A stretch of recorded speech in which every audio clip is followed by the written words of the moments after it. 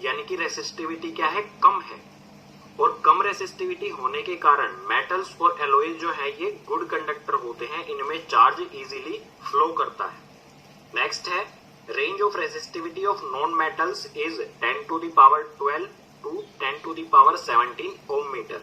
और जो non metals यानी कि इंसुलेटर्स होते हैं उनकी रेसिस्टिविटी रेंज 10 की पावर 12 से लेके 10 की पावर 17 ओम मीटर तक होती है। यहाँ पर पावर प्लस में है 10 की पावर 12 यानी कि बहुत ज्यादा हो जाएगी रेसिस्टिविटी। अगर ज्यादा हो जाएगी तो इसमें करंट फ्लो या फिर चार्ज फ्लो नहीं करेगा।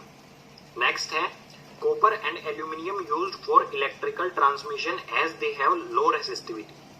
यहाँ पर आपको बताया गया है मेटल्स की रेसिस्टिविटी कम होती है। कॉपर और एल्यूमिनियम भी मेटल्स होते हैं तो इनकी रेसिस्टिविटी भी बहुत कम होती है, इसलिए इनको इलेक्ट्रिकल वायर्स में यूज किया जाता है। इलेक्ट्रिसिटी को एक जगह से दूसरी जगह भेजने के लिए इनका यूज किया जाता है क्योंकि इनमें चार्ज इजीली फ्लो करेगा लो रेसिस्टिविटी के कारण। लास्ट पॉइंट है alloys used in electrical heating devices as their resistivity is high and they do not burn radially। Metals की रेसिस्टिविटी बिल्कुल कम होती है और एलॉयज की रेसिस्टिविटी थोड़ी सी हाई होती है as compare to metals.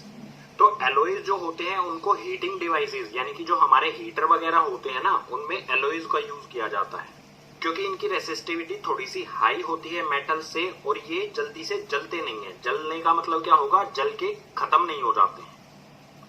Next page से पढ़ेंगे सर्किट डायग्राम। सो सर्किट डायग्राम से पहले एक टर्म को समझ लेते हैं जो है रेसिस्टर।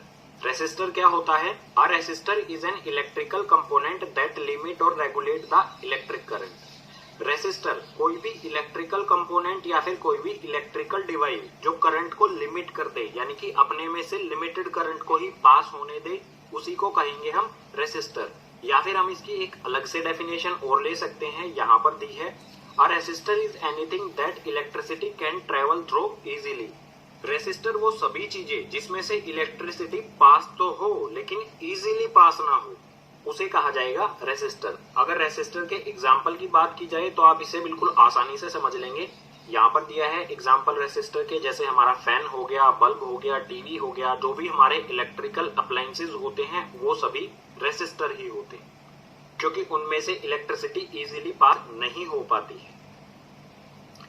पीछे वाले पेज पर जिन रेसिस्टर्स के बारे में हमने पढ़ा था, अगर उन रेसिस्टर्स को सीरीज में कनेक्ट कर दिया जाए यानी कि लाइन में कनेक्ट कर दिया जाए तो टोटल रेसिस्टेंस क्या आएगा ये समझते हैं। सो यहाँ पर है रेसिस्टर्स इन सीरीज, लाइन में कनेक्ट कर दिया गया है। हमारे यहाँ पर सर्किट डायग्राम है। सर्किट डायग्राम में एक ये रेसिस्टर है, दूसरा ये और तीसरा ये, टोटल 3 रेसिस्टर्स को सीरीज में यानी कि लाइन में कनेक्ट कर दिया है। पहले वाले रेसिस्टर का रेसिस्टेंस है R1, दूसरे का R2 और तीसरे का रेसिस्टेंस है R3। इन्हें एक बैटरी से और एक एमीटर से यहाँ पर कनेक्ट कर दिया गया है। ये है स्विच और जो ये वायर है इसमें करंट फ्लो हो रहा है जिसे हम कहेंगे I।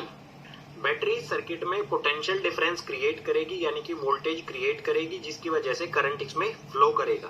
तो आप देखिए करंट की डायरेक्शन क्या होती है, पॉजिटिव से लेके नेगेटिव की तरफ। सो ये शो हो रही है यहाँ पर करंट की डायरेक्शन। करंट यहाँ से जाएगा और इस तरफ से आके यहाँ पर आ जाएगा। करंट के लिए सिर्फ एक ही रास्ता है यानी कि करंट जो है पूरे सर्किट में सेम रहेगा, करंट चेंज नहीं होगा। अब बात करते हैं वोल्टेज की। कुछ वोल्टेज फर्स्ट वाला रेसिस्टर यूज करेगा, कुछ वोल्टेज सेकंड वाला रेसिस्टर यूज करेगा और कुछ वोल्टेज यूज करेगा थर्ड वाला रेसिस्टर, यानी कि तीनों रेसिस्टर की वोल्टेज अलग अलग होगी। मान लेते हैं R1 जो रेसिस्टर है इसकी वोल्टेज होगी हमारी V1, जो ये वाला रेसिस्टर है इसका रेसिस्टर